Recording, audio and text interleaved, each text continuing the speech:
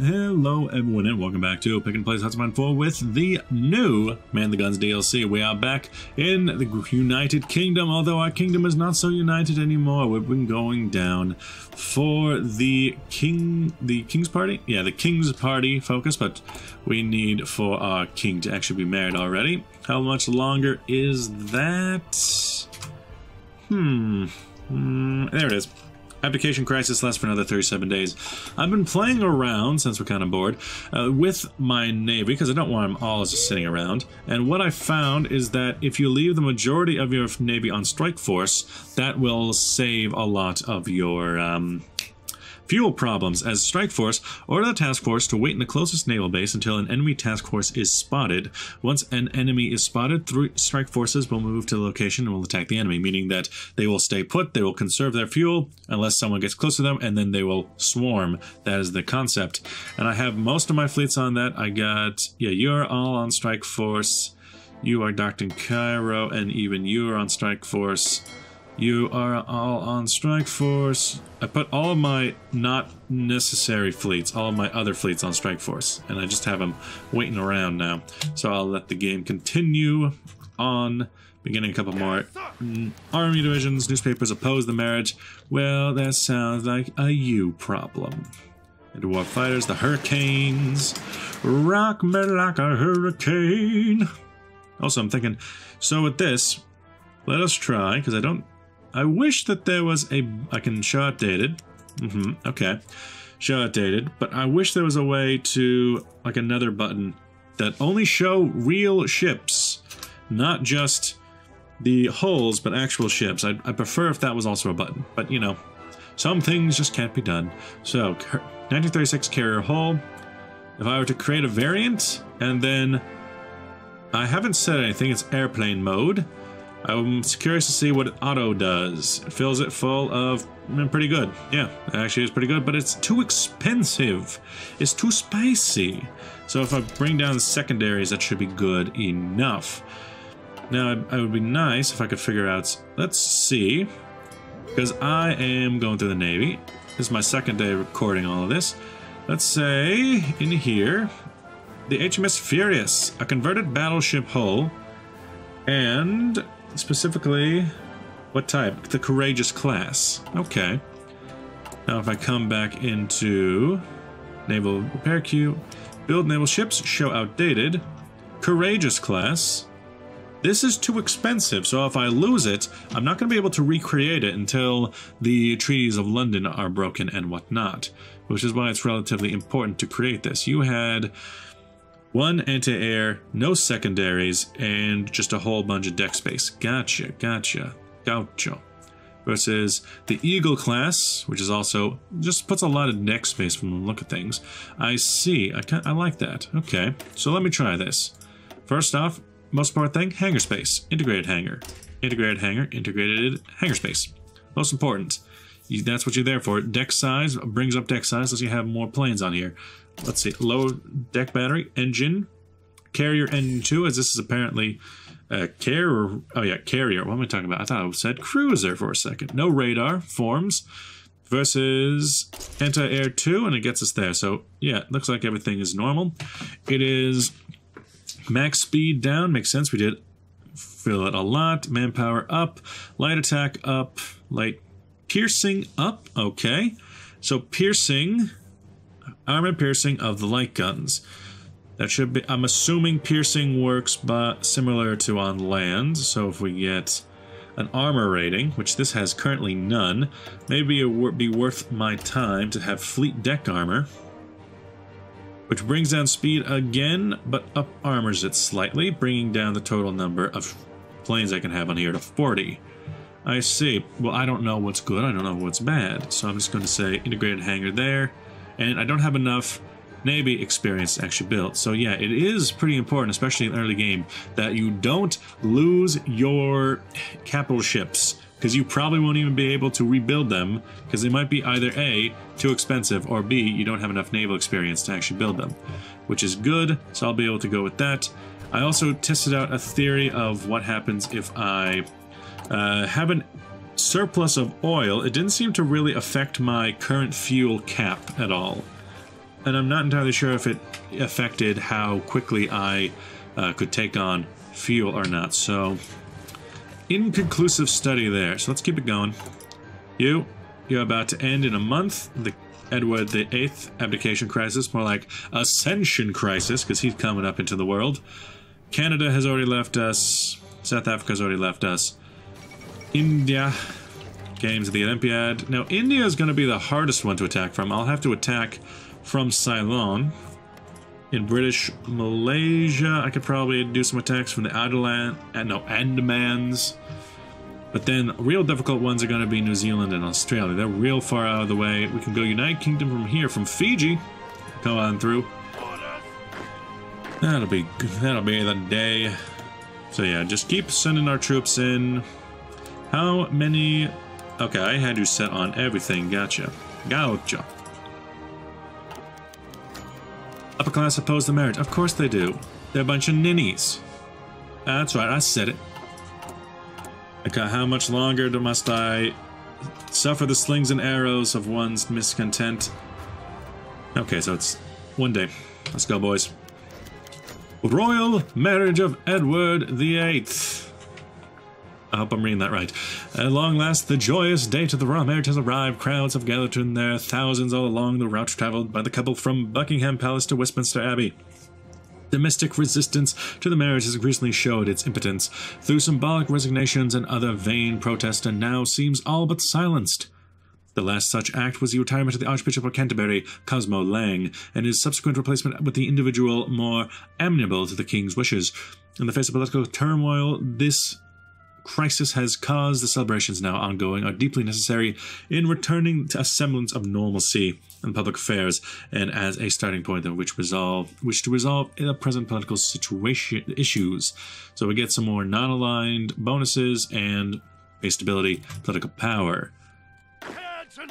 More divisions, more divisions. Support for the king. No, so we still got this, but now we have you weak the stability down. Is that going to be there for the whole game? But either way, it's done, so now we can go for the king's party. God save the king. What does this do? It gives us base stability. Would that make him an actual guy? Recess continental commitments. Isolate the Mediterranean threat. Alliance with Germany. Now this one, these two do not seem to be... I would actually like the alliance with Germany. Non-interference treaty with Germany. Preempt the ideological threat. Expose the belly of the bear, which is Iran, and imperial conscription. Okay. What I actually like is an alliance with Germany, like a preemptive alliance with Germany, because Germany is currently the military junta, but they are going for the Kaiser. I wouldn't mind at all to have a nice little United Kingdom German alliance. I think that would be a nice little twist. The King's Party, obviously. Now with the crisis is over and the government has fallen, the King's most ardent supporters may be able to form a government of their own, much more amenable to the King's wishes. They keep saying that. The King's Party would consist of David Lloyd George, Winston Churchill, and Oswald Mosley, thereby reaching across political parties and aiding in repairing and unifying the nation. 15% generate war. Oh god, it's a lot of things.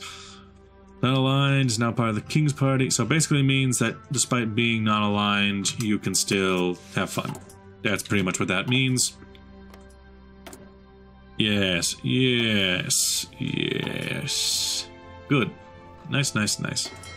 You guys are all just, you know, chilling like a villain. Nothing to see here.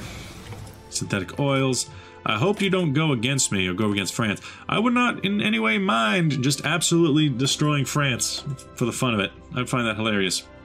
1937. The true enemy of the English people. France. But, by the way, Germany, you're not getting your lands back. You can have Cameroon, and that'll be it. Man, Italy's taken forever to beat back. Oof, got submarine hulls. But again, no army experience to use them with. Should have thought that one through. Improved torpedo launchers. What if, okay, so we already got this. Radar detection. What about diametric radar? That creates radar stations. But when can you start putting them on ships? Got holes, we got active sonar. Maybe that's it. Maybe that's why I can get active sonar. But again, no ability to do that. let's see. Let's make sure I'm getting all my... Oh, nope. Much more important things. Much more important. I would not mind an alliance with Germany, but... Let's see. Base stability way down. Pretty much all of it. Half of the democratic support... Oh, so I just need to get rid of my democratic support. So if I get rid of my democratic support, then I can get the alliance with Germany. Nice. And then hopefully we can get an alliance with both a turned Italy and a turned Hungary, because Hungary's going down that path. I like it. I want to recreate a monarchist world. Ah. One moment. Okay, back. Now back to what I was thinking. So we have that new... Yeah, the battleship hold and the submarine hull. However, as we would be unable to save it, it's difficult to see how that could be upgraded. If only I could take what guns we have on one of these, create a variant, and change the hull itself. This is just best match. Because that would be better. Duplicate? No, that wouldn't work. That wouldn't work. But yes, the new heavy ship hull is definitely good. Fortunately, I just can't... Oh, it's still too big. At least the armament came up. That's good, that's good. Oh, and it even has its own little custom thing there. Nice. We will figure that out later, though. Keep it going. Keep it going, keep it going. Italy. Still doing your best, huh? Oil refueling is done. Now, is there anything in here? That's oil refueling, so that's fuel gain per oil plus 20% and fuel gain from refineries. And refineries can give it oil. This can give rubber. I'm pretty good on rubber. Don't necessarily need rubber. Don't need a rubber. So this would be 300 days, but with a 3% increase, I think I want to get it well ahead of time. It's the one thing you really want to get ahead of time. So the King's Party is going to come up, and I want that military junior. I want that fat boy. You, I think you're still going for... You're going for collector's propaganda. King's Party. Nice, and oh yeah. So a part of the design philosophy for Paradox is every different political faction should get a unique flag, which means that now we have Great Britain and we have Great Britain's flag, although technically, yeah, this is the Great Britain flag because these two are the coat of arms of England, that's the coat of arms of Scotland, and that's the coat of arms of Northern Ireland. Okay, makes sense. So God save the King. Above all else stands our duty to the King and Crown, a symbol of resistance and the hope of our people and the unity of the Empire. So Edward loses inexperienced imperialist, political power goes down, and they gain autocratic imperialist. Hell yeah, brother. Yeah. So we got kicked out. Gateway to Europe, Britain trade influence versus German Empire trade influence. Nah, come on, Netherlands. I think Netherlands is going to go communist, though. I forget exactly what the plan is. I gave everyone these different options, but I don't know what they do. And you're still the French Entente, but that's fine. Philip Kerr has left. Edward VI empowers King's Party. This is the same picture they used for the crowning of Otto.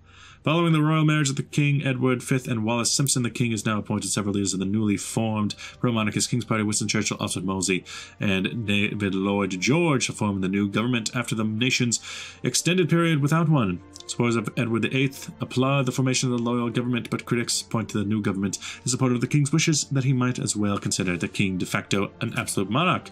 God save the King. Now I need to actually get them. So I lost Philip Kerr.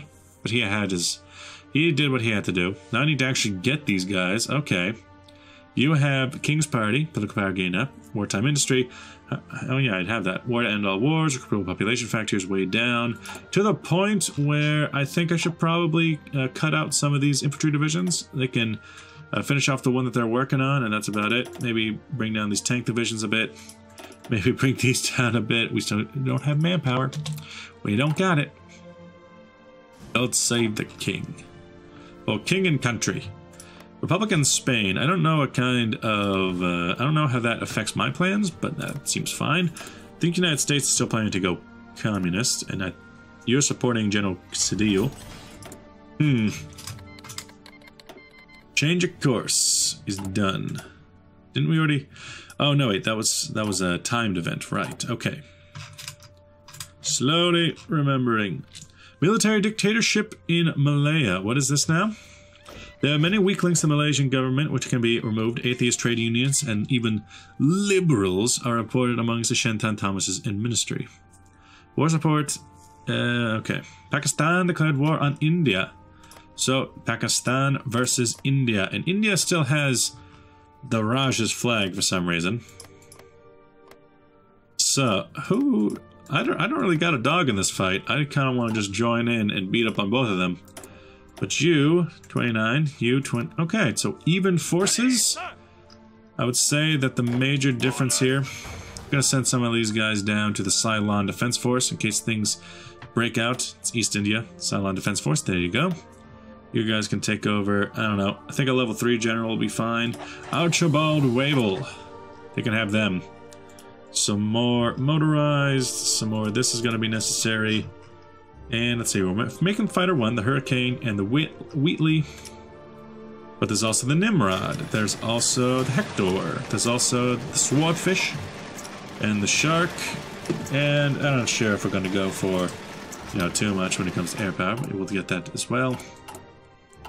We're not into an early war, so I think maybe going for civilian at this point. Maybe improve the civilian factories up in Scotland and Northumbria. That ought to do for us. Keep it going. Good old Scotland. Pakistan. Yeah, the fact that they have troops here in Bangladesh, or Bengal, that's definitely going to hurt the Pakistanis in the end. Active sonar's done. Again, I don't have enough Navy experience to actually affect any of this, but it's still nice to have. 37, I can go for the Valiant, the Priest, the Matilda. You're the Vickers, the Deacon, Birch, Vickers. You're the, also called the Vickers. Crusader, Cavalier, Centaur, Crusader. I was watching Valentine DD. I was watching a... Oh yeah, Valentine DD. I was watching a... What is it? What is the channel that does it? It is the British War Museum out of Bovington.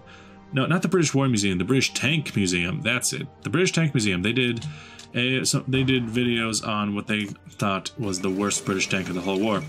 Austria votes to unite with Hungary. Oh, daddy, here he come. Austria-Hungary. And they thought that the worst tank made by the British in the Second World War was called the Covenanter, which was made very early on and was very, very bad. I watched that video today. I think. I don't remember. Pakistan. Well, they're pushing in pretty well into Rajasthan, although Kashmir is a bit difficult to hold on to. Okay, okay. Yeah, India is embroiled in war. What happens if Pakistan wins, by the way? Do they just get to keep that little nation? Do they take lands from India? I don't know what they do. Let's get the Wellington. Beef Wellington. You... Okay, yeah, we're sending troops over to the East India Force. The Ceylon Defense Force. I mean, in a literal sense, is exactly what you are. I'll send you to look after Ceylon. God save the king. Good. Now then, consolidate British Isles. Ooh, we get to attack the island. Appeal to Imperial Loyalists. Unlocks appeal Imperial Loyalist decisions, allowing to instigate pro-British civil wars among the former dominions. Ceylon Forward Operating Base. Oh, man after my own heart. That's exactly what I was thinking about. And reassess our continental position. Ooh. Isolate the Mediterranean threat. And then non-interference... alliance with Germany is what we're looking for. How much longer until you're done? It's going to take a while. Okay. Well, I suppose one thing we can do is throw in some reassess our committees. Gain more support. Removes the national focus war to end all wars. That's important. But I suppose on the home front... we can get these troops, or at least some of them. Start with the ones that actually have a little bit of experience under them. Throw them into this division. Put them on there. Because what we are going to need to do is going to be able to break our way through to Dublin. Then, elsewhere. Yeah, breaking Ireland seems like a nice early step. We can then attack Canada through Great Britain, the problem being America. So we're going to have to wait until the American Civil War to do that. Then we can reassess ourselves in Africa and Australia. We'll join in immediately. You're in that faction as well. Okay, so we can take out India and Ireland on our own merits. We would like to get that alliance with Germany first. But with that, thank you for watching. I'll see you guys in the next episode. Bye-bye!